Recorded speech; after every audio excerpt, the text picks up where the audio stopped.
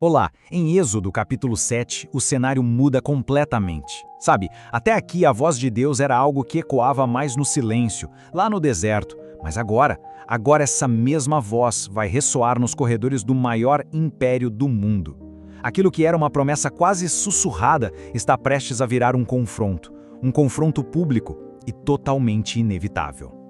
E no centro de tudo isso, a gente se depara com essa pergunta, que é fundamental. O que vamos ver aqui não é só uma briga política, sabe? Entre um líder que está relutante e um rei todo orgulhoso. Não. É um confronto sobre quem tem a autoridade final. A questão não é só se Israel vai ser livre, mas sim quem é que realmente governa o universo. Então a cena se arma bem ali, na corte do faraó. E é importante notar, Moisés e Arão, eles não chegam como diplomatas querendo um acordo, de jeito nenhum. Eles chegam como embaixadores de um rei que é infinitamente superior. Eles não trazem um pedido, eles trazem uma ordem. É o começo do embate entre o poder visível, o poder do Egito e o poder invisível do Criador. E este slide, ele captura perfeitamente a essência desse conflito.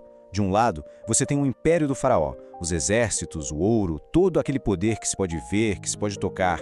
E do outro lado, a reivindicação do Deus vivo, uma autoridade que ninguém vê, mas que se declara soberana sobre absolutamente tudo e todos, inclusive sobre o próprio faraó. A primeira ação de Deus nesse palco todo é um sinal. E olha, não é um milagre qualquer, aleatório, só para impressionar. É um ato pensado, cheio carregado de simbolismo. É Deus ensinando uma lição fundamental através de um único gesto. E aqui está o detalhe mais interessante, a escolha do símbolo. A serpente, a Naja, não foi escolhida por acaso.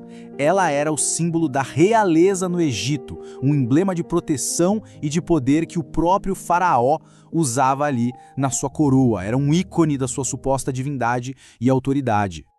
Então, ao transformar o cajado de Arão em uma serpente, a mensagem de Deus para o homem mais poderoso da terra é inequívoca. É como se ele dissesse: aquele símbolo de autoridade que você usa na sua testa, ele se curva a mim. Eu o controlo. É uma afronta direta, bem no centro do poder egípcio. E então vem o detalhe decisivo que o comentarista Matthew Henry destaca tão bem. Os magos do Egito, eles conseguem imitar o sinal. Por um instante, parece que as forças estão equilibradas, né? Mas aí a serpente de Arão engole as outras. A mensagem é claríssima. Mesmo que o mal consiga imitar o poder, no fim ele vai ser consumido, vai ser derrotado pelo poder verdadeiro. Agora a gente avança para a primeira praga, e o confronto fica ainda mais profundo. O rio Nilo, que era a vida do Egito, é transformado em sangue. E é aqui que a diferença entre o poder de Deus e a imitação humana fica ainda mais nítida. Este quadro ilustra o ponto de forma brilhante. Os magos, eles conseguem replicar a praga. Eles transformam mais água em sangue. Ou seja, eles podem ferir, eles podem piorar a situação. Mas eles não têm o poder de reverter, de curar, de restaurar.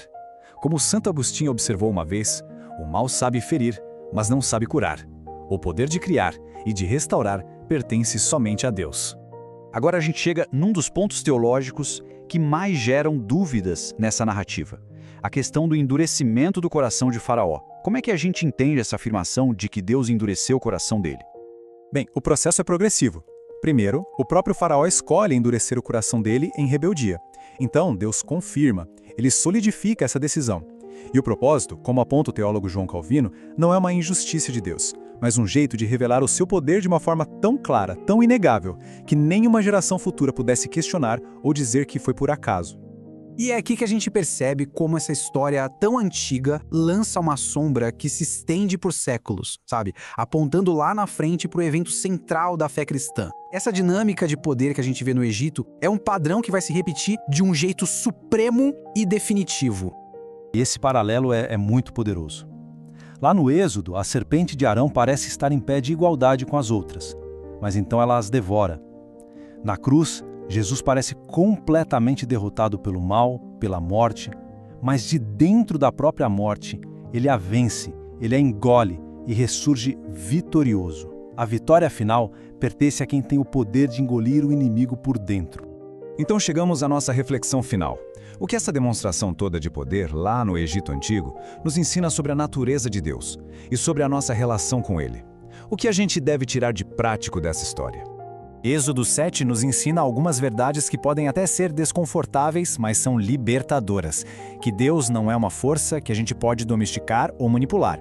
Que o silêncio dele, muitas vezes, é preparação, não fraqueza. E que a ação dele no mundo não busca a nossa aprovação. Pelo contrário, ele age para confrontar o que precisa ser mudado. E quando ele entra em cena, todos os outros poderes simplesmente se calam. No fim das contas, a história de Êxodo 7, com suas serpentes, seu rio de sangue, ecoa uma verdade muito simples e ao mesmo tempo profunda. Podem existir muitas vozes, sabe? Muitas imitações de poder, muitas palavras de desafio. Mas a última palavra, ela sempre engole as outras.